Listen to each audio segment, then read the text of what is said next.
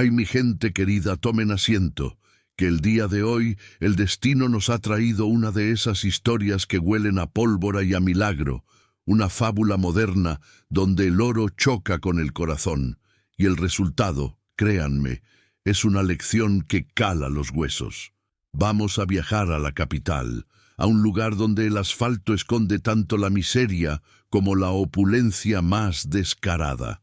En una punta de esa metrópolis vivía don Ramiro Velázquez, y digo vivía con un peso en el alma, porque su existencia era más bien un inventario de lujos, no una vida. Ramiro era un hombre hecho a sí mismo, eso decían, pero en realidad era un hombre que se había deshecho de todos los lazos que no tuvieran un valor monetario. Su mansión, allá en las lomas, era un mausoleo de mármol frío, con jardines inmaculados que parecían más bien alfombras persas que naturaleza. Los árboles, podados con precisión militar, no daban sombra, daban testimonio de su poder. Ramiro no tenía amigos, solo socios, no tenía amor, solo convenios, y no tenía familia, solo un recuerdo lejano y molesto de una hermana que había tenido la osadía de casarse con un hombre pobre, y peor aún, de morir joven, dejándole un sobrino. Ese sobrino, mi alma, era Mateo Cruz, Mateíto, como le decían en el barrio de la Candelaria, un laberinto de calles estrechas donde el olor a pan recién horneado se mezclaba con el ruido de las risas infantiles. Mientras Ramiro se despertaba con el silencio roto solo por el murmullo de su piscina climatizada, Mateo se levantaba antes que el sol, con el sonido de las ollas de su vecina doña Elena y el grito entusiasta del gallo del puesto de frutas. Mateo no tenía grandes ambiciones, salvo una: no defraudar a la memoria de su madre ni fallarle a la dignidad. Trabajaba doble turno, a veces como mozo, a veces como ayudante de albañil, siempre con las manos ásperas y el corazón liviano. Su casa no tenía mármol, sino paredes de ladrillo visto, pero estaba llena de la calidez que sólo la verdadera humildad conoce. Ahí, en ese contraste brutal, es donde se cocinan las grandes historias, mis queridos amigos, ahí donde el destino comienza a tejer sus hilos.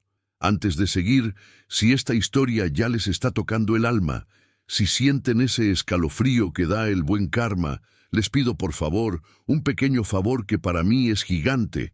Suscríbanse al canal.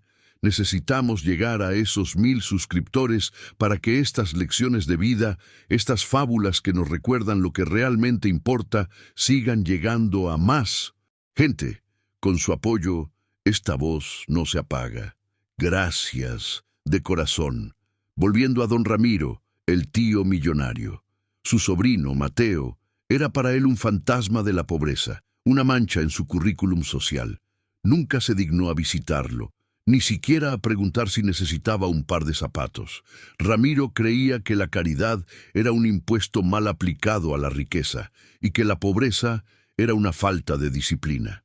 Pero el destino, ese viejo sabio, tiene una forma de hacer que los más arrogantes doblen las rodillas, y a veces lo hace a través de la fragilidad del cuerpo.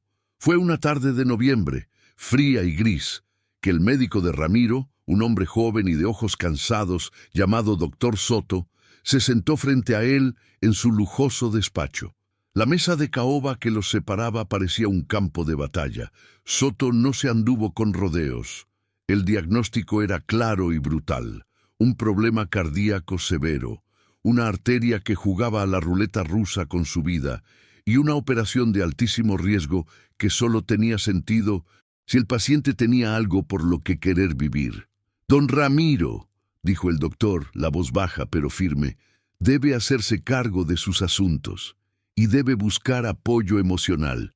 La soledad, a su edad y con esta condición, es más peligrosa que el bisturí». Ramiro sintió un frío que no venía del aire acondicionado, sino de la certeza de su final. El dinero que tanto había amado, ese oro que había acumulado como un dragón, no podía comprarle un latido extra. Se miró las manos. que de tan cuidadas parecían, de porcelana, y por primera vez en décadas sintió miedo. ¿Para quién eran todas esas riquezas? ¿Quién heredaría el silencio de esa mansión? La respuesta era obvia, aunque dolorosa para su orgullo. Mateo, el sobrino humilde, el único lazo de sangre que quedaba en este mundo.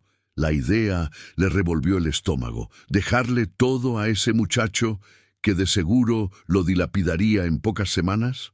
No, eso jamás. Pero si no era él, sería el Estado. En ese momento, don Ramiro Velázquez ideó un plan, un juego, cruel y calculado que pondría a prueba la moral de su sobrino y de paso le daría al viejo un entretenimiento final en su lecho de muerte. Si Mateo demostraba ser digno de su fortuna, es decir, si mostraba la misma frialdad y astucia para manejar el dinero que él poseía, podría heredar. Si no, Ramiro encontraría la forma de donarlo todo, aunque le pesara el alma. Lo que no sabía Ramiro era que el destino no se contentaría solo con probar el carácter de Mateo. El destino estaba a punto de probar finalmente el carácter de él mismo. Ordenó a su asistente personal, una mujer tan eficiente como inexpresiva, que localizara al tal Mateo Cruz en la Candelaria y le dijera, sin dar detalles, que su tío deseaba verlo con urgencia.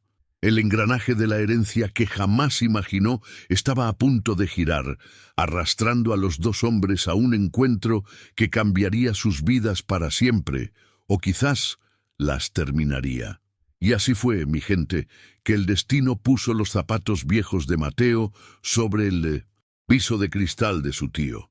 El asistente de Ramiro, una mujer tan seca como un desierto de sal, localizó a Mateo, no sin antes tener que preguntar 3 veces en qué callejón se escondía la casa de los Cruz. Mateo, ese día, estaba terminando su turno como mozo en un cafetín, oliendo a café fuerte y sudor honesto, cuando la limusina negra, larga y brillante como un ataúd de lujo, se detuvo frente a la panadería de don Félix. Aquello fue un escándalo en la Candelaria.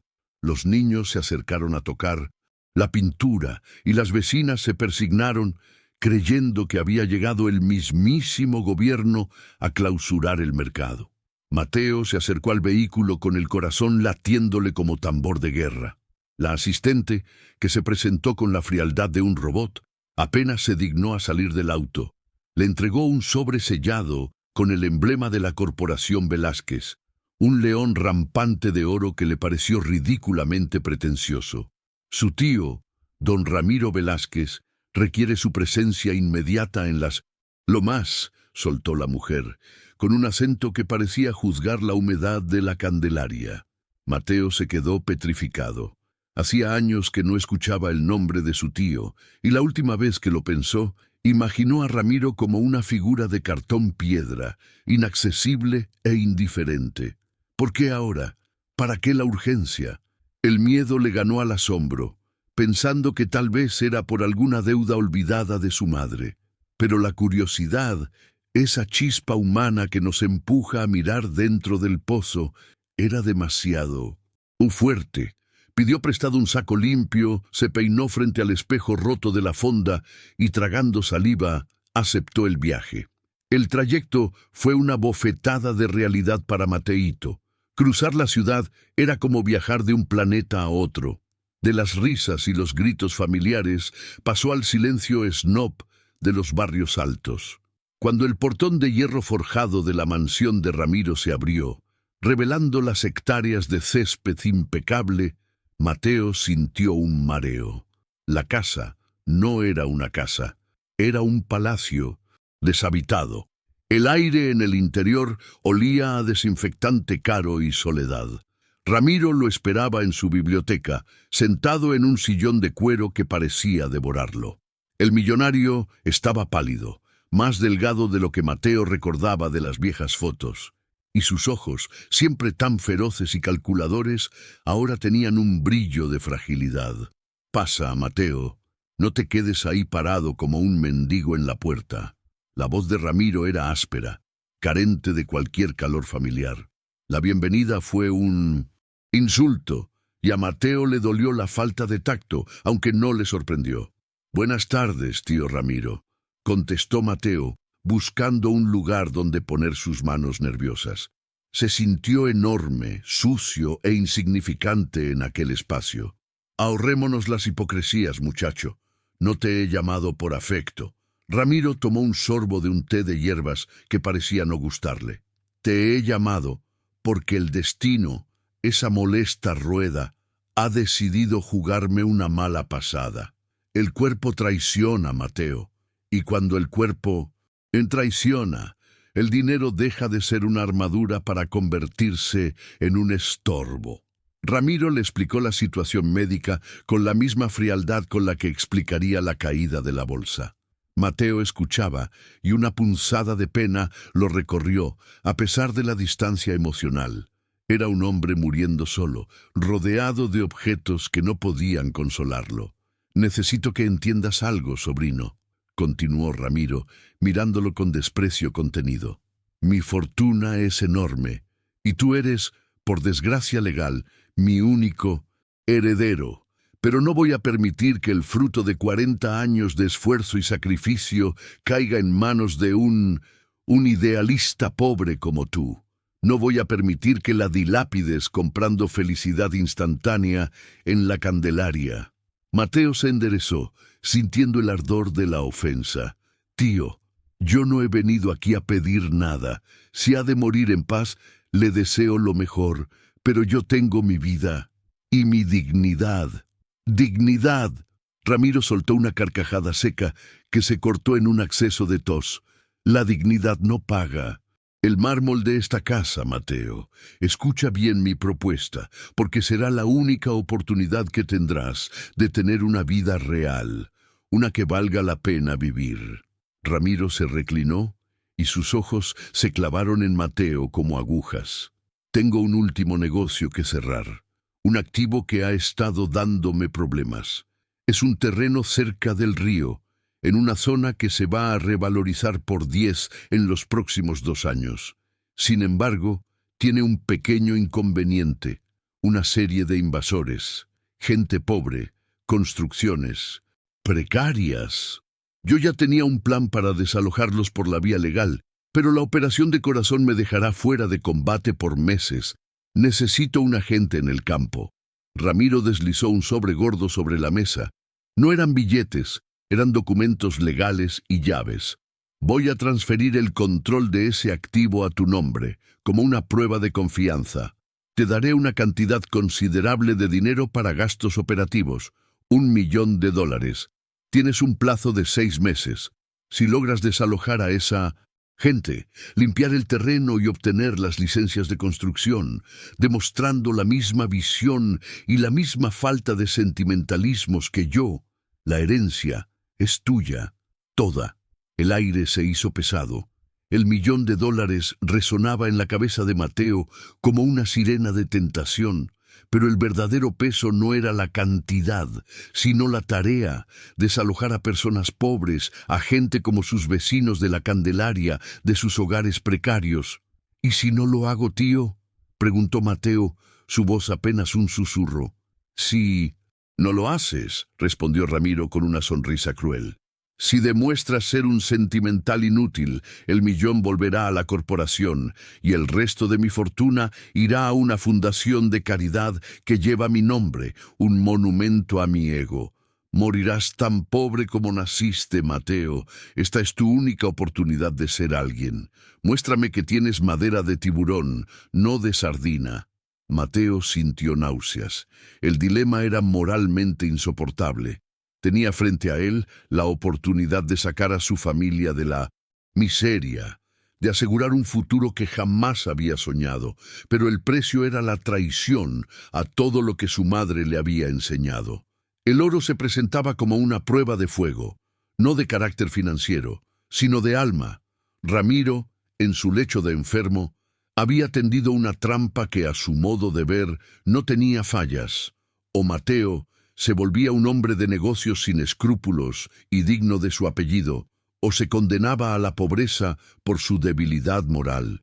Lo que el viejo Ramiro no entendía es que la verdadera Prueba no era para Mateo, sino para la fe de Mateo en la humanidad, y que el destino, con sus ojos vigilantes, estaba a punto de intervenir, no con un castigo, sino con una demostración de la bondad que Ramiro había olvidado. Mateito tomó el sobre que quemaba sus dedos como un pedazo de carbón incandescente y salió de la mansión de mármol con el peso del mundo sobre sus hombros, sin saber que en ese sobre no solo había dinero, sino la semilla de un milagro. ¡Ay, mi gente noble! Mateo salió de la mansión de don Ramiro Velázquez, sintiéndose como un náufrago al que le han ofrecido un bote de oro macizo que, sin embargo, tiene una gotera moral. El sol de la tarde se reflejaba con insolencia en el pulido capó de la limusina, pero Mateo solo veía la sombra oscura de la condición impuesta por su tío. El sobre, con los papeles de propiedad y las llaves de acceso a las cuentas bancarias, le quemaba la piel. $1.000.000, una cifra que en la Candelaria se sentía tan irreal como la promesa de volar. Pero ese dinero venía con un sabor a ceniza, un pacto con el diablo que le exigía la traición de sus propios principios. ¿Cómo se atreve ese viejo avaro a ponerme a prueba así?, murmuró Mateo al viento, sintiendo que la rabia le apretaba el pecho. ¿Cree que la pobreza es sinónimo de falta de carácter? La verdad, mis queridos, es que Ramiro había subestimado gravemente a su sobrino. Él creía que el hambre era la mejor arma para doblegar la voluntad humana, que la tentación del oro haría que Mateo, al igual que él, enterrara la decencia por el confort. Ramiro había olvidado, si es que alguna vez lo supo, que la dignidad de un hombre humilde vale más que todos los mármoles de las lomas. Mateo no volvió a casa inmediatamente. Bajó de la limusina en la mitad del camino, sintiendo que el aire de las lomas le asfixiaba. Caminó, sin rumbo, por avenidas ajenas a su vida, con ese sobre bajo el brazo, como si fuera la maleta de los sueños robados. Se sentó en la banca de un parque cualquiera, observando a las familias que paseaban sin prisas. Sacó la libreta de banco donde el $1.000.000 ya figuraba, digital y frío. Era su espada, pero una espada de doble filo. Podía cortar la miseria de su vida o cortar su alma. La decisión para el corazón de Mateito no tardó en llegar. Podría haber dudado si la tarea fuera construir algo o vender algo, pero desalojar a gente pobre, a gente que seguramente luchaba día a día, como su madre luchó, eso era cruzar una línea que ni toda la fortuna del mundo valía la pena. No, no lo haría. No cumpliría la prueba de su tío. Pero si no lo hacía, Ramiro donaría la fortuna a su fundación y el millonario moriría creyendo que su cinismo había triunfado, que todos tenían un precio. Mateo vio la única salida. Tenía que usar el $1.000.000 no para cumplir el mandato de Ramiro, sino para subvertirlo. Tenía 6 meses para resolver el problema de la tierra, no para desalojar, sino para solucionar el conflicto de manera justa. El dinero de Ramiro se convertiría en el instrumento de su propia redención. Esa sí que era una jugada digna del destino. Al día siguiente, con la determinación de un cruzado y la prudencia de un buen barrio, Mateo se puso unos jeans viejos, una gorra que le cubría la cara y se dirigió a la zona de conflicto. El terreno, como había dicho Ramiro, estaba cerca de un río contaminado, al borde de la civilización y la nada. La zona se llamaba popularmente El Pedregal, porque el suelo estaba tan lleno de piedras que a nadie le importaba hasta que Ramiro se dio cuenta de su potencial. El Pedregal era un amasijo de casas de madera, cartón y lámina. No eran elegantes, no eran higiénicas, pero eran hogares. La vida bullía en la pobreza. Niños descalzos jugaban a la pelota con un balón desinflado. Mujeres cocinaban sobre fogones improvisados, y el olor a tierra mojada y humo era un perfume de lucha. Mateo sintió una conexión inmediata. Aquella gente era su espejo. Se adentró en Mintosindoins, el laberinto de callejones sin pavimentar. Nadie le prestó atención hasta que llegó a un claro donde había un pequeño huerto, y bajo la sombra de un solitario árbol de mango, una mujer mayor tejía con agujas rápidas y precisas. Su rostro era un mapa de arrugas. Sus ojos, de un marrón profundo, habían visto ya demasiadas cosas en la vida. Era abuela Remedios, la matriarca no oficial de El Pedregal. Mateo se acercó con respeto. «Disculpe, señora, busco a alguien que me oriente sobre el terreno». Abuela Remedios alzó la mirada lentamente sin dejar de tejer. La aguja se detuvo y lo miró fijamente. Era una mirada que no juzgaba su ropa, sino que leía su alma.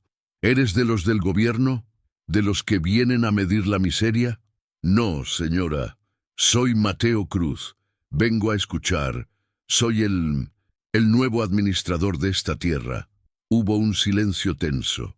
Varios hombres que jugaban dominó cerca se pusieron de pie, con los rostros endurecidos por la desconfianza. Administrador. Solo una palabra. Significaba eso: desalojo.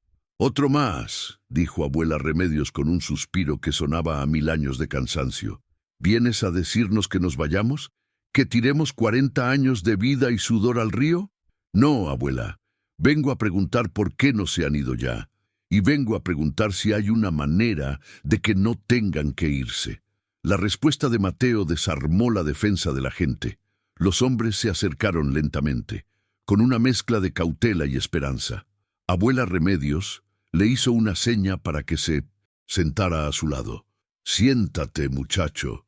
Parece que tienes más curiosidad que maldad en los ojos.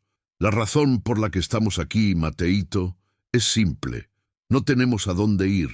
Y la razón por la que este terreno es nuestro por derecho divino es una historia vieja.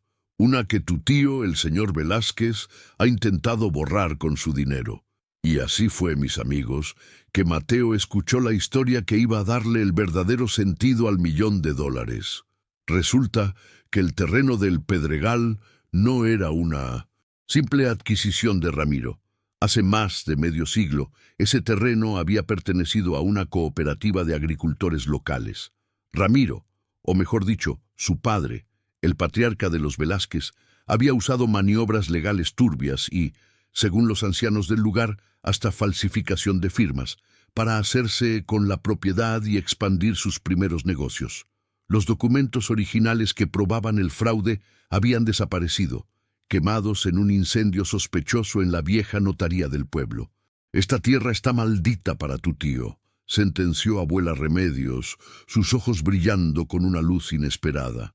«Solo da paz a quien la trabaja con justicia. ¿Ves este mango? Es el único que da fruto en toda la ribera, y solo lo hace para nosotros». Mateo se dio cuenta de la magnitud de la virada moral que el destino le estaba ofreciendo. Su tío, el hombre que le había puesto la prueba del tiburón, le había entregado en sus manos no solo $1.000.000, sino la herramienta para deshacer una injusticia cometida por su propia familia. El activo que Ramiro quería limpiar era, de hecho, la suciedad legal de su propio imperio. «Abuela, ¿hay alguien que aún recuerde cómo sucedió? ¿Algún documento que pruebe que esa tierra fue robada?», preguntó Mateo, su voz firme, la misión clara. Ya no se trataba de herencia, se trataba de justicia histórica.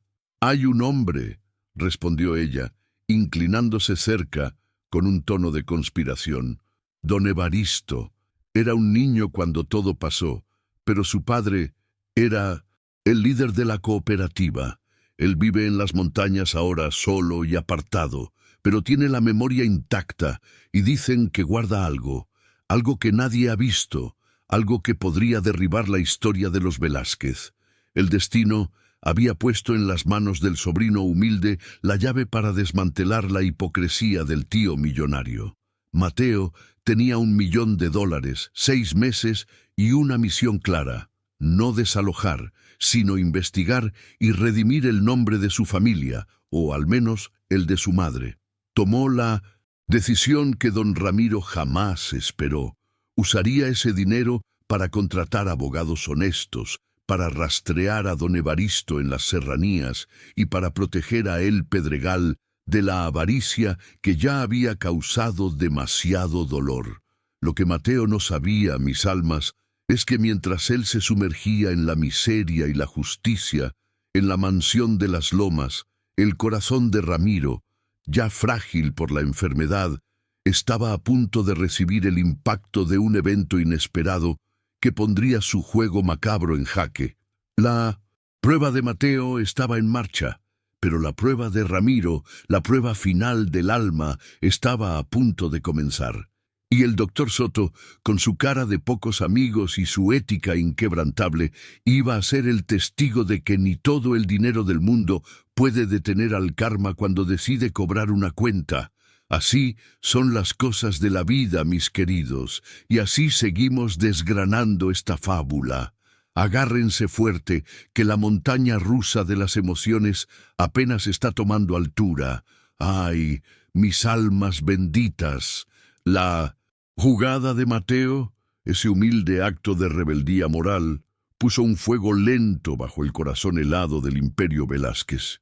Mientras Ramiro languidecía en el mármol, esperando la confirmación de la vileza de su sobrino, Mateo usó el dinero manchado para empezar a limpiar la historia de su propia familia. Con la urgencia de un hombre que sabe que tiene el tiempo contado por el cinismo de otro, Mateo se movió con cautela. El primer paso fue encontrar un aliado legal, no un tiburón de traje caro, sino un pez pequeño y honesto. Localizó al licenciado Gómez, un hombre que trabajaba en un pequeño bufete cerca del centro, conocido por defender causas perdidas y gente olvidada. Licenciado Gómez, al ver la documentación de El Pedregal y escuchar la historia del viejo fraude y la prueba de la herencia, se quitó las gafas, frotándose los ojos con incredulidad. «Mateo, muchacho, esto es dinamita pura», le dijo el abogado, moviendo los documentos con dedos nerviosos. «Don Ramiro te ha puesto una soga al cuello, pero te ha dado el cuchillo para cortar la injusticia de medio siglo. Si encontramos a ese don Evaristo y lo que guarda, no solo aseguras la herencia por justicia, sino que le devuelves la dignidad a esta gente». Mateo no se detuvo ahí. Una parte de ese millón se fue en logística, en comprar víveres y medicinas para El Pedregal, asegurando a abuela Remedios y a los demás que no serían desalojados y que su lucha ya no era solitaria. El dinero que Ramiro había destinado al desalojo ahora era la armadura de los desposeídos. Y Mateo, mis amigos, se preparaba para subir a las serranías a buscar a don Evaristo, el testigo vivo de la codicia de los Velázquez. Pero mientras la justicia tejía su trama en el barro de El Pedregal, en la cima pulcra de las Lomas, la cuenta regresiva para don Ramiro Velázquez llegaba a cero.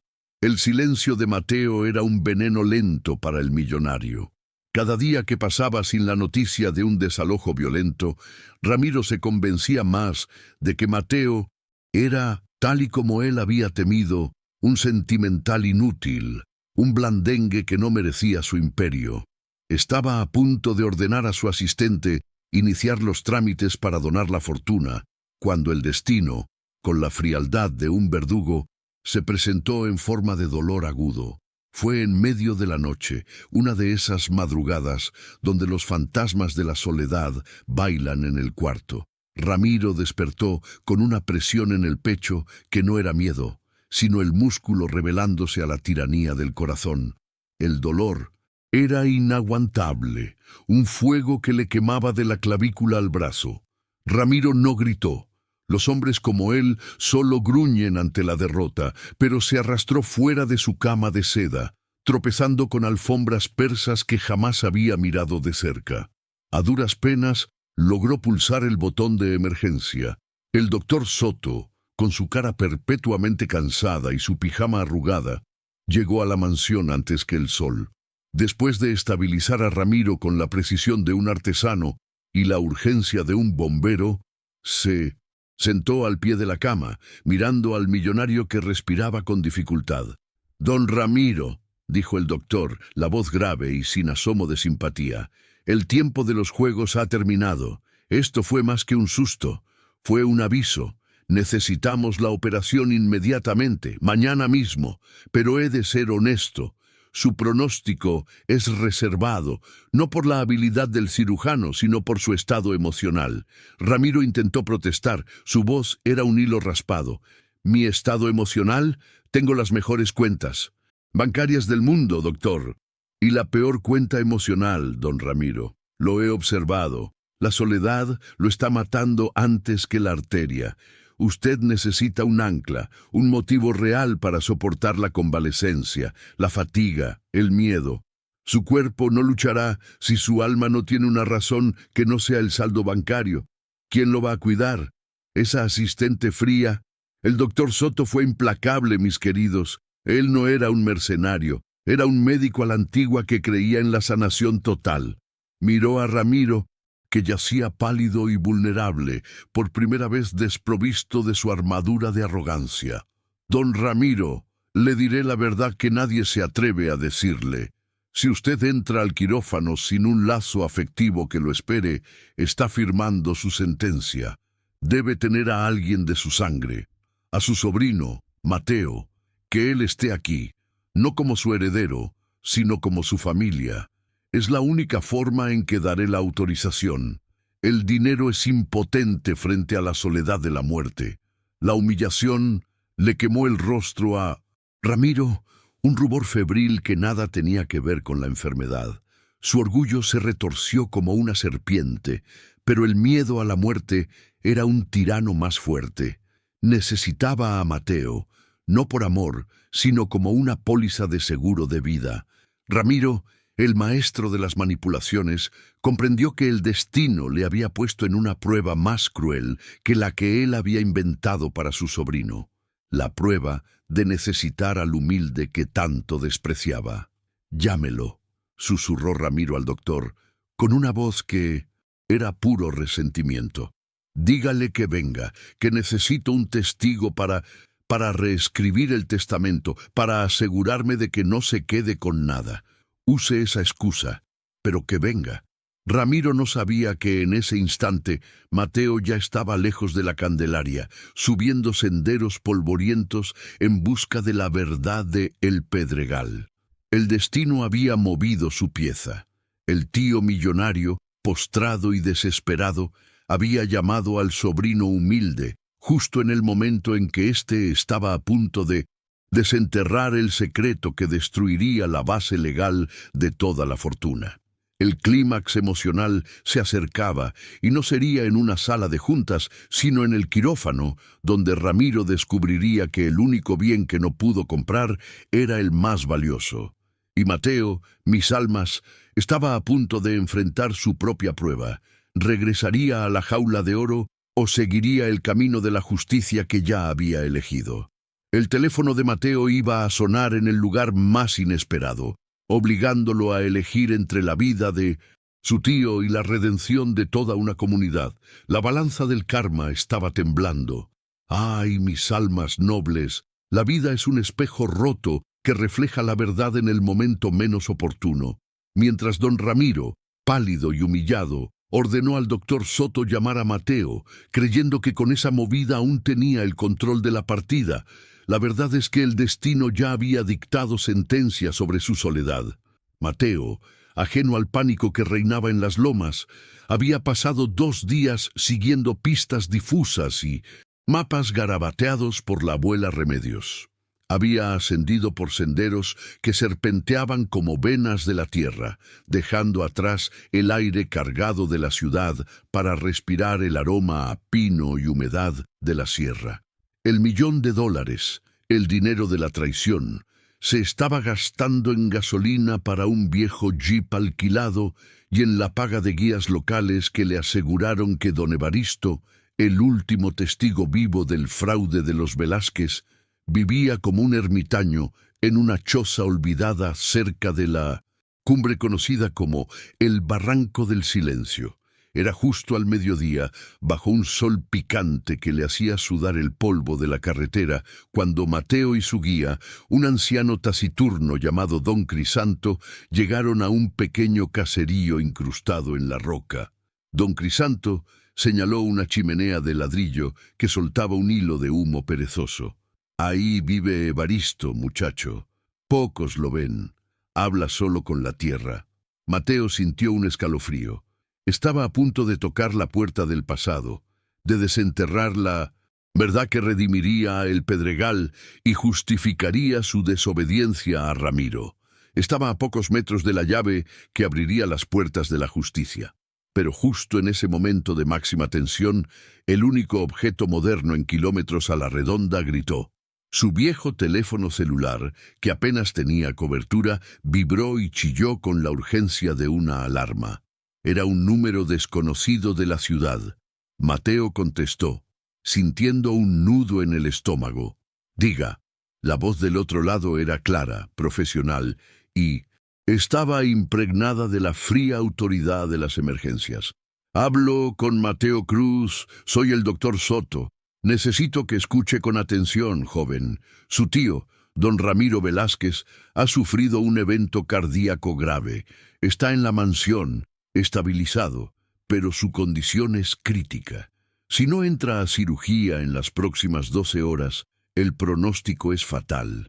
La sangre de Mateo se congeló. Ramiro, el millonario cínico, el hombre que lo había insultado, pero al fin y al cabo, el hermano de su madre. Mateo se aferró al tronco de un árbol, con la vista fija en la humeante chimenea de don Evaristo. ¿Y por qué me llama a mí, doctor? Mi tío me odia, usted lo sabe. Él tiene ejecutivos, asistentes. Mateo, le he sido claro. Don Ramiro necesita un ancla, no un cheque. Necesita un familiar. Su estado anímico es un factor de riesgo, y hablando con franqueza, él le ha nombrado su único familiar legítimo. Está obsesionado con usted, incluso en su agonía. Quiere verlo antes de firmar el testamento final. Dice, pero yo le digo que es la única persona que podría darle una razón para luchar. Venga, ahora. Tome el primer helicóptero, taxi, lo que sea. No hay tiempo. El dilema era un abismo. De un lado, a 100 metros, estaba la justicia que había prometido a El Pedregal, la oportunidad de probar que no era un sentimental inútil, sino un hombre de palabra usando el dinero para el bien. Del otro lado, a horas de viaje, estaba un hombre moribundo y solo, su pariente, un hombre que, a pesar de su maldad, no merecía morir en esa terrible soledad de mármol. El doctor Soto le había lanzado el dardo perfecto.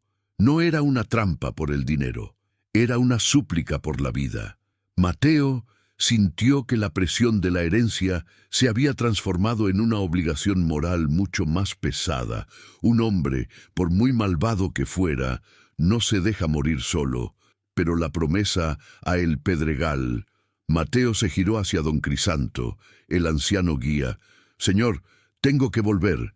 Es una emergencia familiar, pero esto no puede esperar. ¿Puede usted llevarme con don Evaristo y asegurar que él me dé un tiempo para hablar? Explíquele que soy el único que puede ayudar a la gente de abajo. Don Crisanto, que había escuchado la conversación en silencio, asintió lentamente. La vida llama, muchacho, y la muerte también. Ve, yo le diré a Evaristo que la verdad tiene que esperar a que se resuelva un asunto de familia. Si la justicia es verdadera, esperará. Con esa bendición terrenal, Mateo tomó una decisión que Ramiro jamás habría entendido. Priorizó la vida sobre el negocio, el afecto sobre la venganza. No importaba la crueldad de Ramiro. Mateo no dejaría que el viejo Velázquez enfrentara el quirófano en la más absoluta soledad. El helicóptero más cercano tardaría horas. Pero Mateo, con el motor del jeep rugiendo, emprendió la carrera contra el tiempo, descendiendo la sierra con la misma rapidez con la que había subido, dejando el misterio de don Evaristo suspendido en el aire frío de la montaña. Volvió a las lomas como un fantasma que regresa a su celda. El contraste fue violento, pasó de la aspereza del polvo al olor a desinfectante y flores frescas de la mansión. Cuando entró en la alcoba de Ramiro, encontró al viejo millonario envuelto en sábanas de seda, más parecido a un esqueleto que al depredador que recordaba. Ramiro lo miró, y en sus ojos no había odio, sino una desesperación primitiva. «Llegaste», murmuró Ramiro, la voz casi imperceptible. «Justo a tiempo. Creí que te quedarías con tus amigos, los mendigos». «Vine porque me necesita, tío, no por lo que me ofrezca», contestó Mateo acercándose. No había servilismo en su tono, sino una firmeza que sorprendió a Ramiro. El millonario intentó sonreír, pero fue una mueca de agonía. «El doctor Soto es un sentimental. Cree que si me miras con ojos de cariño, me curaré. Tonterías. Pero mira, Mateo, ya que estás aquí, vamos a cerrar este trato. Dame la garantía de que harás mi voluntad, y la fortuna es tuya. Es una tontería que vaya a la caridad, al menos que quede en la familia». Mateo tomó la mano huesuda de su tío. El contacto fue un choque eléctrico. «Tío», dijo Mateo sosteniendo la mirada, «hay algo que no entiende de su prueba. El dinero es la prueba de fuego, sí, pero la lealtad que me pide no la doy por un cheque, sino por el respeto. Y el respeto, tío, usted lo perdió hace mucho. Yo no voy a desalojar a nadie, pero sí voy a proteger su vida ahora, y luego me encargaré de la verdad del Pedregal». La noticia golpeó a Ramiro con más fuerza que su ataque cardíaco. Su sobrino no solo había desobedecido su mandato de desalojar, sino que había invertido el millón en defender a los invasores. La crueldad con la que había planeado su herencia se estaba volviendo contra él. Justo cuando la enfermera anunció que la camilla estaba lista para llevarlo al quirófano, Ramiro sintió el peso de su vida solitaria. Había intentado comprar la obediencia de Mateo, y Mateo le había dado un regalo que él no merecía: la presencia incondicional. En ese momento de vulnerabilidad extrema, Ramiro vio en los ojos de Mateo no a un heredero, sino a la última conexión con la decencia que había desechado. «Mateo», jadeó Ramiro, agarrando la mano de su sobrino con una fuerza sorprendente. «Si salgo de esto, juro que te contaré la verdad sobre el Pedregal. Hay algo más, un secreto que mi padre me obligó a guardar. Solo si vives, muchacho». El millonario, transportado en su lujosa camilla, se fue al quirófano con la promesa de una confesión pendiente y un sobrino que, lejos de ser el tiburón que él buscaba, era el ancla moral que su alma necesitaba para no hundirse. El juego había cambiado, mis amigos. Ahora no se trataba de herencia, sino de supervivencia, redención y la verdad histórica que yacía enterrada bajo el orgullo de la familia Velázquez. Mateo se quedó solo, en el pasillo pulcro de mármol, rezando por la vida de un hombre al que detestaba, porque de esa vida dependía ahora la justicia de toda una comunidad. El corazón de Mateito latía al ritmo de la esperanza, mientras el corazón enfermo de Ramiro luchaba contra el bisturí y la soledad. Y así, con el destino en un hilo quirúrgico, la historia sigue su curso. ¡Ay, mis almas nobles! ¡Qué difícil es hacer malabares con el destino! Mateo Cruz se quedó en el pasillo de mármol de las lomas, sintiendo el frío gélido de la opulencia, mientras su corazón ardía por el dilema. Había abandonado la cúspide de la sierra, dejando a don Evaristo y la justicia suspendidos, para atender la súplica de vida de un hombre que solo le había ofrecido migajas de desprecio. La hora cero, esa en la que el bisturí decide entre el pasado y el futuro, se cernía sobre la mansión Velázquez. Mateo no se sentó. Caminaba de un lado a otro, sintiendo que los lujosos tapetes persas se quemaban bajo sus pies. No rezaba por el dinero ni por la herencia. Rezaba para que Ramiro viviera lo suficiente para confesar, para que la verdad que prometió no se fuera con él. Al olvido, La vida, mis amigos, es una ironía macabra. El único hombre que podía salvar a El Pedregal ahora dependía de la supervivencia del hombre que lo había condenado. La lección de humildad era para Ramiro, sí, pero también era una prueba de fuego para la paciencia y la virtud de Mateo. ¿Puede un alma buena desear la supervivencia de su verdugo? Solo si esa supervivencia sirve a un bien mayor. El tiempo se arrastraba como una herida mal curada. Horas más tarde, cuando las primeras luces del amanecer se colaban por las ventanas blindadas, el doctor Soto emergió del ascensor con el semblante grave, quitándose la mascarilla. Su pijama arrugada había sido reemplazada por un traje que aún parecía mal puesto, pero sus ojos, aunque cansados, brillaban con una tenue luz de victoria. Mateo se abalanzó hacia él. «Doctor, mi tío». El doctor Soto miró a Mateo, no con la frialdad profesional de antes, sino con un profundo respeto. «Mateo, es un milagro. Su tío sobrevivió a la cirugía más crítica. Tuvimos momentos de mucha tensión, pero su corazón, aunque maltrecho, resistió». Hizo una pausa, y su voz se hizo más profunda. «Pero escúcheme bien, joven. No fue el bisturí, no fue mi habilidad, fue su presencia. Antes de anestesiarlo, don Ramiro me hizo prometerle que usted estaría aquí cuando despertara.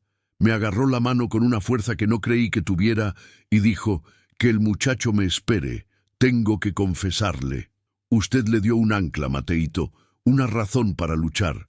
Él entró al quirófano con algo más valioso que todo su dinero, una deuda moral. Y eso, joven, es la medicina más potente del mundo.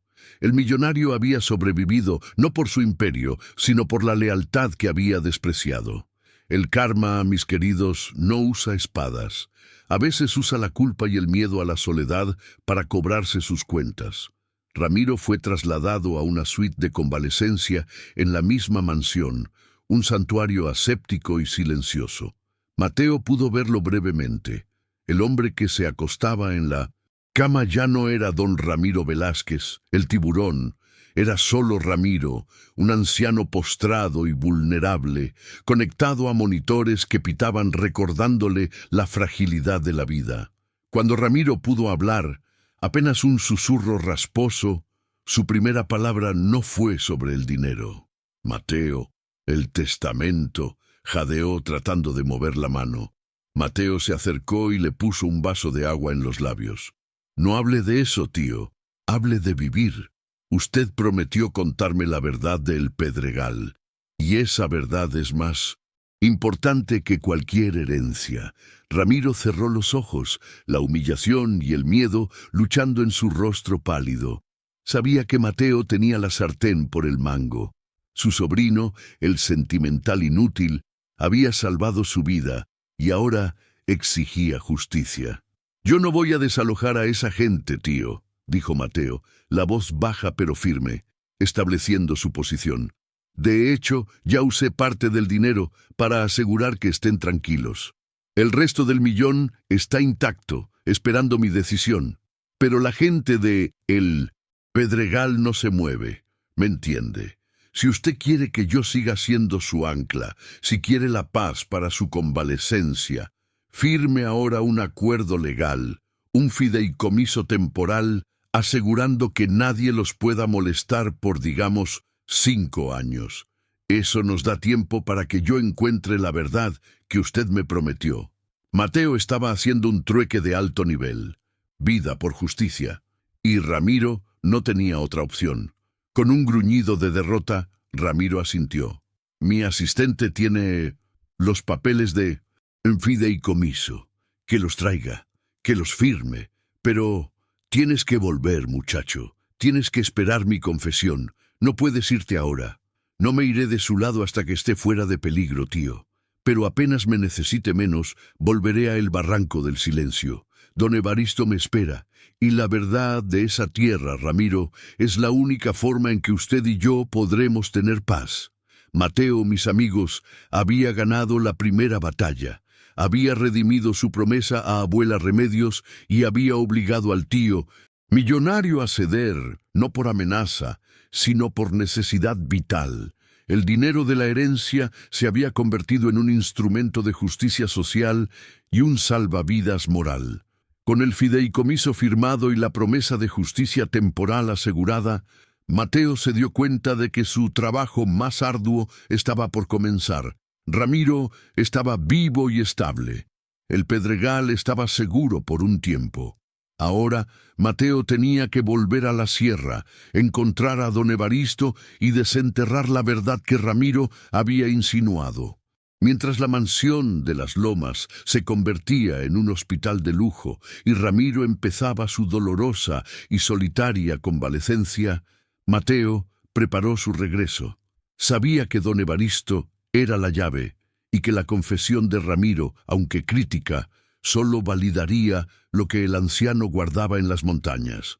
La balanza se había inclinado a favor de la justicia, pero el equilibrio era frágil. Tenía que moverse rápido antes de que el orgullo de Ramiro se recuperara o su frágil corazón diera la última señal. ¿Verdad, mis almas? Estaba en la cima de una montaña, esperando que el sobrino humilde la rescatara del silencio. Y así, con el jeep de nuevo cargado y el corazón ligero por la justicia recién lograda, Mateo puso rumbo a la sierra, dejando atrás el olor a mármol y enfermedad, para buscar la historia escrita en el polvo y el sudor de la tierra robada. Y si esta historia les está llegando al alma, como a mí me llega a contarla, no se vayan sin dejar su huella. Si me ayudan a llegar a esos 1000 inscritos, mis historias de justicia divina y karma seguirán fluyendo con más fuerza. Sigamos, que el reencuentro con don Evaristo está por ocurrir. Mateo subió la sierra por segunda vez con una prisa febril, el viejo jeep rugiendo contra las pendientes como una bestia obstinada. Había dejado atrás el aire aséptico de las lomas, el olor a desinfectante y el susurro de la muerte, para adentrarse de nuevo en el aliento puro y frío de la montaña. En su bolsillo llevaba la copia del fideicomiso, firmado a regañadientes por Ramiro, el documento que le aseguraba a El Pedregal 5 años de paz. Era una victoria, sí, pero temporal. La verdadera paz solo llegaría con la verdad enterrada. Su corazón le decía que la supervivencia de Ramiro era un milagro otorgado no para la redención del millonario, sino para que la justicia, finalmente, pudiera ser pronunciada. El tío viviría para ver el desmantelamiento de su mentira. Al caer la tarde, Mateo se reunió con don Crisanto, el guía taciturno, en el mismo caserío de Roca. Crisanto, un hombre que parecía esculpido en la misma piedra de la montaña, lo recibió con una media sonrisa. «Volvió, muchacho. Evaristo lo esperaba. Le dije que el asunto de la ciudad era cosa de vida o muerte, y él, que conoce bien esas balanzas, lo entendió. Caminaron en silencio los últimos 100 metros hasta la choza de don Evaristo, un refugio humilde con una chimenea humeante. La puerta era una tabla de madera vieja sostenida por un cuero. Don Evaristo era un hombre diminuto y encorvado, de unos 80 y tantos años, con una barba blanca que le llegaba al pecho y ojos de un azul penetrante, llenos de sabiduría y tristeza acumulada. Parecía un profeta olvidado. Evaristo no invitó a Mateo a pasar. Se sentó en un tronco fuera de su cabaña, mirando hacia el valle que ahora se sumergía en sombras púrpuras. «El sobrino de los Velázquez», dijo Evaristo, su voz era seca como el papel de lija. «Viniste por lo que todos vienen, la tierra. Vengo por la verdad, don Evaristo. Vengo por la justicia», contestó Mateo con firmeza, arrodillándose para estar a su altura. «Mi tío, Ramiro, está al borde de la muerte, pero le hice prometer que hablaría. No quiero su herencia. Quiero devolver la dignidad a la gente de El Pedregal. Ellos son los verdaderos dueños de esa tierra, ¿verdad?» Evaristo suspiró, un sonido que pareció arrastrar medio siglo de polvo. Su padre, el viejo don Augusto Velázquez, fue un hombre cruel. No compró El Pedregal, lo robó, lo hizo a través de la mentira, la intimidación y un papel sucio. Yo era un muchacho entonces, el único que sabía leer bien en el pueblo de abajo, y trabajaba para la familia que era la dueña legítima, los Herrera. Mateo sintió un escalofrío. Nombres, fechas. La historia cobraba vida. El licenciado Gómez me habló de un fraude, de un documento de cesión, un papel firmado por don Jesús Herrera en su lecho de muerte, supuestamente legando todo a Augusto Velázquez a cambio de una deuda impagable. Evaristo escupió la palabra deuda con desprecio. Don Jesús era un hombre de honor, pero estaba ciego y moribundo, y Augusto se aprovechó. Yo, un muchacho inocente, fui testigo del engaño. Augusto me obligó a poner mi firma, mintiendo que era solo un testigo de su buena voluntad. ¿Y la prueba, don Evaristo? ¿Qué prueba queda de eso? Mateo apenas podía respirar, sintiendo la cercanía del clímax. Evaristo extendió una mano temblorosa y señaló una pila de rocas desmoronándose junto a la cabaña. Augusto me pagó para que guardara silencio, pero mi conciencia nunca me dejó en paz. Cuando murió don Jesús, la viuda me dio su única posesión valiosa, la Biblia de la familia, con todas las partidas de nacimiento y de función anotadas a mano. Y mira la ironía, muchacho. En la guarda trasera, doña Elena, la esposa engañada, había escondido la verdadera escritura de la tierra del Pedregal, la que Augusto nunca pudo obtener, porque sabía que era el único papel que desmantelaba su mentira. Don Evaristo se levantó lentamente, como si cada articulación fuera una protesta. Se acercó a las rocas y, con una fuerza sorprendente para su edad, movió una losa pesada. Debajo había una caja de metal oxidada. La abrió y sacó un objeto envuelto en un paño de lino. Era un libro grande, descolorido, la Biblia de la familia Herrera. Al abrirla, el aire de la tarde se cargó con el olor a papel viejo y verdad. Evaristo señaló un hueco en la contraportada, de donde extrajo un pergamino enrollado y amarillento, sellado con cera seca. Esta es la verdadera escritura, Mateo, la que tiene la firma del notario de 1890, confirmando la propiedad absoluta de los Herrera. Los papeles de los Velázquez son una falsificación legal de la era de su padre. Este documento prueba que los dueños de El Pedregal son los descendientes de los Herrera y que los Velázquez solo tienen títulos sobre ceniza y robo. Mateo tomó el pergamino. Sentía el peso de la historia, no solo el peso de la herencia. Este no era 1.000.000, eran generaciones de vidas pisoteadas. Con este documento, la fortuna de Ramiro se desvanecía en el aire, la base legal de toda su riqueza se volvería inválida. El 1.000.000 que Ramiro le había dado era una ironía cruel, un adelanto para el hombre que estaba a punto de destruir su imperio. Gracias, don Evaristo. Usted no solo me dio la llave, me dio la dignidad de mi familia. Yo soy un Cruz, no un Velázquez, y no seré cómplice de esa mentira. Mateo sabía que el tiempo era crucial. Debía llevar este pergamino al licenciado Gómez, el abogado que creía en las causas perdidas. La justicia que había suspendido por la vida de su tío ahora tenía rostro, nombre y prueba documentada.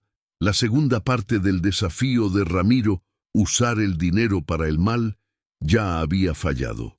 La tercera parte, mantener la fortuna a través de la codicia, estaba a punto de caer. Pero mientras Mateo guardaba la preciosa escritura, el pensamiento de Ramiro en las lomas lo asaltó. Ese millonario, recién salido del quirófano, dependía de él. La confesión prometida era importante, pero el pergamino de Evaristo era irrefutable. Si esperaba la confesión de Ramiro, corría el riesgo de que el millonario se recuperara, se arrepintiera y ocultara la verdad de nuevo. Mateo tomó una decisión de acero. Dejaría la justicia en manos del abogado de confianza y volvería a las lomas para cumplir su promesa de cuidado.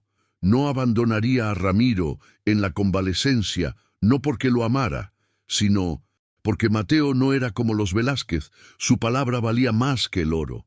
Don Crisanto, necesito que me lleve a la ciudad, y don Evaristo, necesito que guarde mi secreto por unos días más. Ramiro está moribundo. Le prometí que si salía le daría una razón para luchar, y esa razón será la justicia inminente. Así, Mateo se lanzó de nuevo por la montaña, llevando consigo un pergamino que era la bomba de tiempo del Imperio Velázquez. Sabía que al regresar a la mansión, el enfrentamiento final con su tío, aquel donde la verdad histórica chocaría con la arrogancia de la riqueza, sería inevitable. Y si ustedes, mis almas, han llegado hasta aquí, viendo cómo el muchacho humilde se convierte en el justiciero, no olviden dejar su like y su comentario. Estamos llegando al nudo de esta historia, donde el destino cobra su cheque por las deudas antiguas, y la única cosa que puede suavizar el golpe es la fe de ustedes en que el karma siempre llega. Ya casi estamos en la meta de 1000 inscritos. No me fallen ahora, que la caída del gigante está por comenzar. Mateo regresó a las lomas no como un heredero, sino como un fantasma de la justicia. El jeep, manchado de lodo y polvo de sierra, parecía un intruso insolente en el impecable asfalto de la mansión. Mientras subía la escalinata de mármol, sintió el contraste violento entre la honestidad áspera de don Evaristo y la fría autoridad de la riqueza. Llevaba en el forro interno de su chaqueta el pergamino amarillento, el arma silenciosa que volaría los cimientos del Imperio Velázquez. La verdad no pide permiso, mis amigos, simplemente espera el momento oportuno para explotar. Su primer movimiento fue estratégico y secreto. Contactó al licenciado Gómez, el abogado de la gente, citándolo de urgencia en una discreta cafetería lejos de los ojos entrometidos de los ejecutivos de Ramiro. Gómez llegó nervioso, esperando noticias sobre el millón de adelanto. Mateo, sin preámbulos, deslizó el viejo pergamino sobre la mesa de madera pulida. «Licenciado, su causa ha dejado de ser perdida. Don Evaristo tenía razón. Mire esto». Gómez desenrolló la escritura, sus ojos saltando sobre la caligrafía antigua y el sello de cera seco. Cuanto más leía, más palidecía. Al finalizar, el abogado levantó la mirada hacia Mateo y en sus ojos había una mezcla de asombro, rabia contenida y victoria. «Mateo Cruz, esto es un milagro. Es la escritura original de los Herrera, la que su bisabuelo, don Augusto, dijo haber perdido. Esto invalida cualquier título posterior de los Velázquez. Toda la tierra de El Pedregal y buena parte de lo que hoy es Las Lomas fue robado. No es solo un asunto de 1 millón, es la base legal de toda la fortuna de su tío. Lo sé, licenciado, y el juego se acabó. Presente esto, inicie la acción legal, pero hágalo discretamente. No quiero que Ramiro lo sepa antes de que esté lo suficientemente recuperado para entender la magnitud de su derrota». Él prometió confesar, y esa confesión, grabada o testificada, sellará la justicia. Gómez asintió, tomando el pergamino como si fuera oro sagrado. El joven, que había rechazado la riqueza, ahora le entregaba la herramienta para desmantelarla. Mateo se sintió limpio. Había cumplido con El Pedregal. Ahora solo quedaba lidiar con el verdugo. Volviendo a la mansión, encontró a la doctora Soto atendiéndole. El doctor Soto le informó que Ramiro estaba estable, pero débil. Su corazón operado funcionaba al ritmo de la culpa y la morfina. Mateo entró en la suite. El olor a desinfectante y a flores frescas era abrumador. Ramiro estaba recostado, pálido, pero con los ojos abiertos. Había perdido peso y el brillo cínico había sido reemplazado por una capa de vulnerabilidad que a Mateo le resultó casi más aterradora que su maldad. «Mateito, volviste», murmuró Ramiro, intentando una sonrisa forzada. «Pensé que te habías fugado con ese millón para dárselo a tus mendigos. Ya le dije, tío, no me iré hasta que esté fuera de peligro». Mateo se sentó junto a la cama. No había calor en su voz, sino una determinación fría. Y no me fugué. Usé parte del dinero para asegurar el futuro del Pedregal, tal como prometí a mi madre. Ramiro suspiró, agotado. Siempre tan decente. Es una maldición, muchacho. El dinero es para el poder, no para la caridad. El dinero es la prueba de su fracaso moral, tío. Y hablando de pruebas, recuerda su promesa. Usted está vivo por un milagro de la medicina y por mi insistencia de que tenía una deuda que pagar. Ahora, el pague. Quiero la verdad sobre el Pedregal. Ramiro cerró los ojos, la cara cubierta de sudor frío. La verdad era más difícil que la cirugía. ¿Qué quieres oír? ¿Que mi padre era un ladrón? Lo era. Lo sé, don Augusto Velázquez. Él tenía una sed de riqueza que no se saciaba nunca. Creó su imperio sobre los huesos de los pobres. Me obligó a participar. Me enseñó que la ley era solo una herramienta para los ricos. Hable del papel, tío, del documento que le robó a don Jesús Herrera, de cómo Augusto usó a don Evaristo para falsificar la sesión. Quiero la historia completa. La mención de Evaristo fue un golpe directo al estómago de Ramiro. ¿Evaristo? ¿Aún vive ese viejo? Ramiro abrió los ojos, sus pupilas dilatadas por el miedo. Se dio cuenta de que Mateo no estaba pescando. Mateo ya sabía. Evaristo vive y habla. Y usted, tío, no va a morir en paz si no salda esta deuda de la familia. Confiese, Ramiro. Confiese la verdad de la tierra robada. Confiese que don Augusto obligó a su propio hijo a guardar un secreto que ha envenenado a 3 generaciones. El millonario, derrotado por el dolor físico y la presión moral, sintió que su vida se derrumbaba. El imperio que había defendido con uñas y dientes era una mentira, y el único familiar que le quedaba, el muchacho que había despreciado, era quien lo forzaba a la redención. No podía escapar. Si quería que Mateo se quedara, si quería la paz en sus últimos días, que serían muchos, según el doctor Soto, tenía que ceder. El secreto, jadeó Ramiro, su voz apenas un hilo. Es más grande de lo que crees. No solo se trataba del Pedregal, Mateo. Se trataba de un entierro, un tesoro que mi padre quería ocultar a toda costa. La sangre de Mateo se aceleró. Un entierro, un tesoro. El juego de la herencia no era solo sobre tierra robada.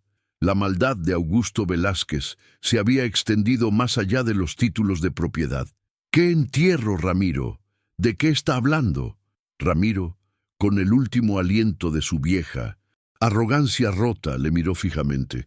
La verdad completa, Mateíto, no te la puedo dar ahora. Me prometiste cuidarme, ¿no? Sigue aquí, y cuando esté más fuerte, te llevaré a un lugar que jamás has visto. Un lugar que mi padre creyó que se llevaría a la tumba, pero que yo me encargaré de que tú lo veas. Es la única manera de que entiendas por qué el Pedregal fue tan importante. Es el verdadero núcleo de la fortuna Velázquez. Mateo entendió que Ramiro, moribundo, estaba jugando su última carta. No era un juego de dinero, sino de tiempo y redención. La confesión total requeriría un viaje físico que Ramiro aún no podía soportar. Pero ahora, Mateo sabía que había algo más grande, algo enterrado que legitimaba toda la lucha de don Evaristo y la intuición de su madre. La justicia no solo reclamaría la tierra, reclamaría un secreto escondido. Y así, mis almas, el sobrino se quedó en la mansión, sosteniendo la mano del tío que no merecía su piedad, pero que era la única llave para abrir el arcón de la verdad. La justicia del Pedregal ya estaba en marcha gracias al pergamino, pero la redención final de Ramiro y el conocimiento de la magnitud de la maldad familiar dependía de este último y doloroso acto de confianza. El telón del gran secreto de los Velázquez estaba por levantarse, y ustedes, mis queridos suscriptores, están a punto de verlo. Si la emoción les corre por las venas, demuéstrenlo con esa suscripción y ese like. Solo nos faltan unos pocos para llegar a la meta de 1000. No me fallen, que el clímax nos espera en el entierro secreto de los Velázquez.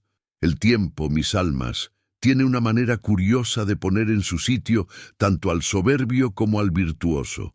En la mansión de las Lomas, la convalecencia de Ramiro Velázquez fue una lenta y dolorosa lección de humildad, tanto para él como para Mateo Cruz. El millonario, acostumbrado a dar órdenes con el chasquido de sus dedos, ahora dependía de la paciencia y la caridad del sobrino que había llamado sentimental inútil. Mateo, fiel a su promesa, se convirtió en la sombra silenciosa de su tío. Se ocupaba de coordinar las visitas del doctor Soto, de asegurarse de que las enfermeras fueran diligentes y de que Ramiro no se ahogara en su propia culpa. Era una tarea ingrata. Ramiro, a medida que recuperaba fuerzas, recuperaba también fragmentos de su vieja tiranía. Intentaba manipular, probando las aguas emocionales de Mateo. «Mateíto, mira este reloj», murmuraba Ramiro un día, señalando un cronógrafo de platino en su muñeca. $50,000, es tuyo. Tómalo, muchacho. Olvida el pasado. Olvida a El Pedregal y olvida a ese viejo Evaristo. Sé mi heredero, de verdad. Mateo limpiaba el sudor de la frente de Ramiro con una toalla fresca. La decencia no se compra con $50,000, tío, ni con un imperio. Usted tiene una deuda y yo estoy aquí para cobrarla. Hablemos del entierro. Al oír la palabra entierro, Ramiro se estremecía como si una descarga eléctrica lo recorriera. El miedo volvía, desplazando la arrogancia. Había notado que Mateo ya no le preguntaba por el fraude de la tierra. Eso significaba para Ramiro que la verdad del pergamino ya había sido desenterrada. La única carta que le quedaba era el secreto que su padre había ocultado. Mientras tanto, en la capital, el licenciado Gómez, ese letrado de causas perdidas, actuaba con la precisión de un relojero. Con el pergamino original de los Herrera como pieza central, presentó una demanda legal que, aunque discreta en su inicio, era un torpedo dirigido a la línea de flotación de Velázquez. Mateo notaba los signos: llamadas nocturnas de los asesores legales, caras largas de los asistentes. El imperio estaba temblando. La verdad, mis amigos, es como el agua. Si está estancada, apesta. Si se mueve, erosiona la piedra. Una tarde, casi 2 semanas después de la cirugía, Ramiro miró a Mateo con ojos de quien ha tomado una decisión final. La luz del atardecer le daba un tinte rojizo a la suite. «Ya no puedo más con esta mentira», dijo, su voz más fuerte de lo que había estado en días. «El dolor físico es nada comparado con el peso de esa verdad enterrada. No quiero morir como mi padre, solo y maldito». «¿Está listo para confesar, tío?», preguntó Mateo, sin mostrar emoción. «No basta con palabras. Tienes que verlo. Tienes que entender por qué el Pedregal era vital. No es solo un terreno, Mateíto. Es el guardián de la maldad de mi padre. El doctor Soto me ha dado el permiso. Si voy, acompañado. Necesito que me saques de aquí, ahora». Mateo no dudó. Sabía que esta era la ventana de oportunidad. Si Ramiro recuperaba más fuerza, o si la acción legal de Gómez se hacía pública, el millonario podría retractarse por orgullo. Llamó a la enfermera para preparar una silla de ruedas especial y le mintió al jefe de seguridad, diciendo que el doctor Soto había ordenado un paseo terapéutico para oxigenar los pulmones del convaleciente. La huida de las Lomas fue casi cómica.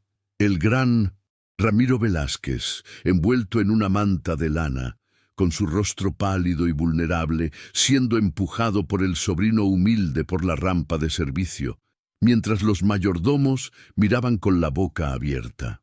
Mateo había cargado el viejo jeep con suministros médicos esenciales, un termo de café y, discretamente, una grabadora. Esta vez, Ramiro no viajaba en limusina blindada. Viajaba en el vehículo de la justicia. «Volvemos a la montaña, tío», dijo Mateo, encendiendo el motor que, para variar, arrancó sin protestar. Ramiro se reclinó en el asiento del pasajero, sintiendo el bamboleo familiar del jeep y el aire fresco de la noche en su rostro. La mansión, con sus luces frías y su silencio opresivo, quedó atrás. Mi padre, Augusto Velázquez, era un hombre que no confiaba en los bancos, sino en la tierra. Creía que el oro solo estaba seguro donde había muerto alguien. Ramiro comenzó a hablar, su voz rasposa, pero cargada de una urgencia liberadora. ¿Oro? ¿Qué clase de oro?, preguntó Mateo, concentrado en la carretera y en la grabadora. No es oro común, Mateito. Es el tesoro robado de una mina pequeña que mi padre usurpó en 1950. Era de la familia Herrera, sí, pero no era agrícola. Era una veta de metal precioso. Mi padre la explotó ilegalmente por un tiempo, y para evitar impuestos y la codicia de sus socios, decidió enterrar el metal más valioso en una bóveda natural. Usó la tierra de El Pedregal como el camuflaje perfecto. Robar la tierra fue solo una estrategia para ocultar algo mucho más grande. Mateo sintió que la respiración se le cortaba. La maldad de don Augusto era una cebolla. Cada capa revelaba algo más oscuro. El Pedregal no era un simple robo de tierras. Era la clave de una fortuna oculta. ¿Y dónde está esa bóveda?, Mateo preguntó. Ramiro señaló hacia las oscuras siluetas de las montañas que se alzaban como jueces silenciosos en la distancia. Cerca del Barranco del Silencio hay una formación rocosa que parece la boca de un jaguar. Mi padre la dinamitó para crear la entrada. Me obligó a ir con él cuando yo tenía tu edad. Me hizo prometer que nunca lo revelaría. Yo era su guardián del secreto, Mateito, y al morir mi padre me dijo: el día que alguien descubra ese entierro, el imperio Velázquez se desmoronará. El anciano, exhausto por la confesión, se calló. Había entregado su secreto más profundo. Mateo, al volante, comprendió que el $1.000.000 y el pergamino de don Evaristo eran solo la introducción. La herencia que Ramiro le ofrecía no era de billetes, sino de responsabilidades históricas. El viaje continuó bajo un cielo plagado de estrellas frías, un contraste absoluto con el ambiente aséptico de las lomas.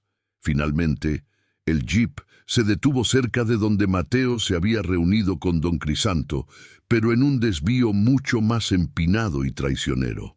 Ramiro, a pesar de su debilidad, parecía energizado por la proximidad de la verdad. Estamos cerca. Tienes que subir esa cresta. Detrás de ella está la cicatriz que mi padre dejó. Mateo ayudó a Ramiro a ponerse de pie, apoyándolo contra una roca. El aire era gélido, picando los pulmones. Miró a su tío, un hombre que había dominado el mundo financiero, reducido ahora a un anciano tembloroso, dependiendo de la única persona que había tratado con decencia. La justicia, tío, es el único tesoro que podemos llevarnos, dijo Mateo, antes de encender la grabadora y dejarla sobre el asiento del jeep. Yo voy a subir. Usted me esperará aquí. Mateo comenzó a ascender, sintiendo la adrenalina y el peso del destino, la boca del jaguar, el entierro.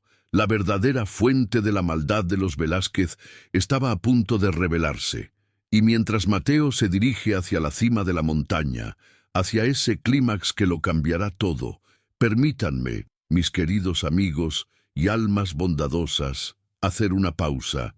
Hemos viajado juntos desde la humilde casa de Candelaria hasta las alturas de la justicia. La historia está por concluir, y si el karma y la redención están tocando su corazón, demuéstrenlo con un gesto simple pero poderoso. Dejen su like y, lo más importante, suscríbanse. Con este empuje final llegaremos a los 1000 inscritos justo a tiempo para la gran revelación. No me dejen solo en este ascenso. Sigamos, que el oro oculto y la redención final nos esperan justo después de la cresta. Mateo sintió el latido furioso de su propio corazón resonando en el silencio de la montaña. La cresta era un filo de navaja bajo las estrellas, y al superarla Vio la boca del jaguar, una formación de roca erosionada, apenas oculta por maleza seca, con una oscura hendidura en la base. Era la cicatriz que la dinamita de don Augusto Velázquez había dejado 70 años atrás. El tufo a humedad y piedra mojada era intenso. Mateo encendió su linterna, el haz cortando la oscuridad. Vio restos de madera podrida y alambres oxidados, señales de una entrada sellada a toda prisa. Con un esfuerzo que tensó cada músculo, movió una losa de piedra que actuaba como puerta. El aire que salió era denso, pesado, con el frío metálico de lo enterrado. La bóveda era natural, una pequeña caverna que Augusto Velázquez había ampliado con explosivos y asegurado con una puerta de hierro macizo, ahora caída. Dentro, la luz de la linterna se posó sobre el objeto de toda la maldad de la familia. Cajas de madera que se desmoronaban y apilados sin gracia montones de lingotes de metal. No era oro puro, mis almas, sino plata y un metal precioso desconocido, extraído ilegalmente de la beta que don Augusto había robado a los Herrera antes de simular que solo le interesaba la tierra. Era la fortuna, la base real de todo el imperio, un secreto viscoso que había costado generaciones de paz. Mateo no sintió codicia, sintió náuseas. Se acercó con cautela. Sobre una de las cajas, el polvo no había logrado ocultar un objeto rectangular envuelto en cuero. Era un libro de contabilidad grueso, amarillento, el diario personal de don Augusto Velázquez. Al abrirlo, el joven encontró la caligrafía nerviosa y detallada del patriarca. No solo registraba las toneladas de metal extraído, sino también los nombres de aquellos a quienes había intimidado, y lo más escalofriante, una línea escrita con tinta desvanecida. El viejo Herrera firmó, ciego y con fiebre. Lo atestigué ante el mocoso Evaristo. Esta tierra, el pedregal, es la tumba de mis pecados, y el oro, mi testamento secreto. ¡Qué ironía cruel! El mismo hombre que había forjado su imperio en la mentira había dejado la prueba irrefutable de su crimen escondida en su propio tesoro. El diario de Augusto era el clímax que necesitaban el licenciado Gómez y don Evaristo para desmantelar legalmente todo el entramado de las lomas. La justicia no solo reclamaría el pedregal, reclamaría la fortuna. Mateo sacó el diario y tomó uno de los lingotes como prueba física. Luego selló la entrada de la bóveda, guardando el secreto hasta el momento oportuno. Descendió la montaña con el peso del destino y el frío metal en sus manos. Encontró a Ramiro temblando de frío y ansiedad junto al jeep. «Mateíto, ¿qué viste?», preguntó Ramiro, sus ojos vidriosos buscando la reacción del sobrino. Mateo no respondió con palabras. Lanzó el lingote de plata a los pies del millonario, donde rodó y se detuvo bajo la luz de la luna. Luego abrió el diario de Augusto Velázquez y se lo mostró a su tío. Ramiro miró el metal, luego el diario, luego a Mateo. La palidez se acentuó y el millonario se desmoronó, no por debilidad física, sino por el peso de la verdad. El gran Ramiro Velázquez, el hombre de negocios implacable, era ahora solo un anciano expuesto, temblando ante la evidencia del pecado ancestral. «Lo sabes todo», murmuró Ramiro, una lágrima de genuino dolor resbalando por su mejilla. «No solo la tierra, sino el porqué de la tierra. Mi padre nos condenó a todos. Usted nos condenó por su silencio, tío», dijo Mateo, manteniendo la voz firme, pero sin rencor. Encendió la grabadora de nuevo, asegurándose de que la luz roja brillara con claridad.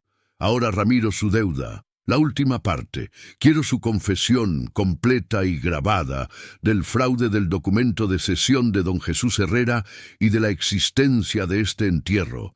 Quiero que nombre a don Evaristo como testigo forzado. Y quiero que se comprometa a que, cuando el tribunal se lo exija, entregue la propiedad del Pedregal y el tesoro oculto a los verdaderos herederos de los Herrera, la comunidad que su padre arruinó. Es la única manera, tío. Es su única redención. Ramiro respiró hondo, un sonido que era mitad sollozo, mitad alivio.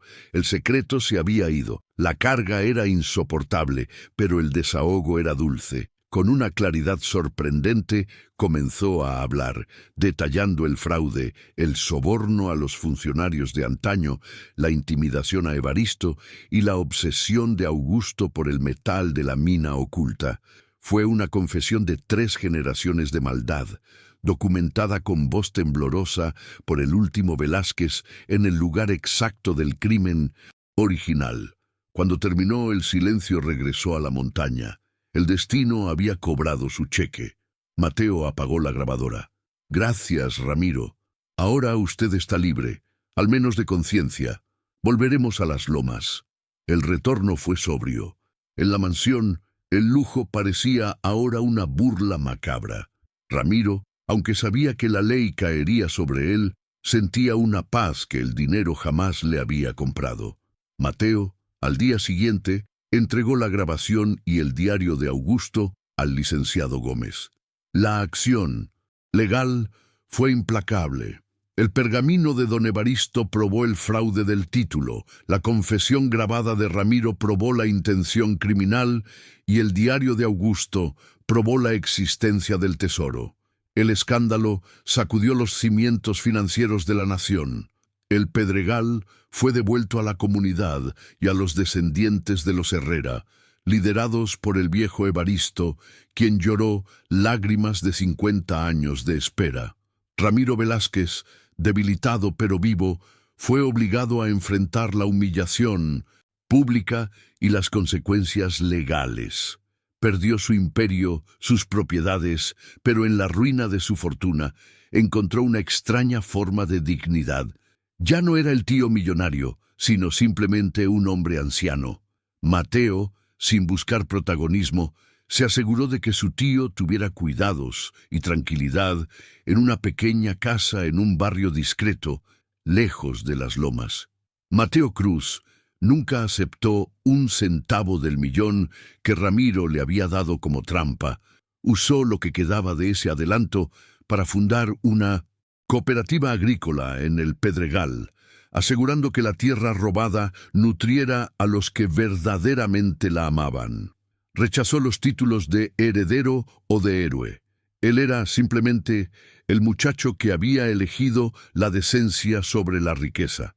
La lección que nos deja esta historia, mis almas, es eterna y clara como el agua de la sierra. La riqueza mala vida es una maldición que envenena el alma de generación en generación. El verdadero tesoro no es el oro escondido, sino la paz de una conciencia limpia. Mateo Cruz no se quedó con una mansión, pero se quedó con algo infinitamente más valioso: la dignidad de su nombre y el respeto de la gente humilde que sabía de dónde venía el verdadero valor. El karma, mis queridos amigos, a veces se disfraza de sobrino humilde para saldar las deudas más grandes. Y con este final, donde la justicia triunfa sobre la codicia ancestral, hemos llegado al final de nuestra jornada. Mira tú qué maravilla. Gracias a sus likes, sus comentarios y, sobre todo, a sus suscripciones, hemos superado la meta de los 1000 inscritos.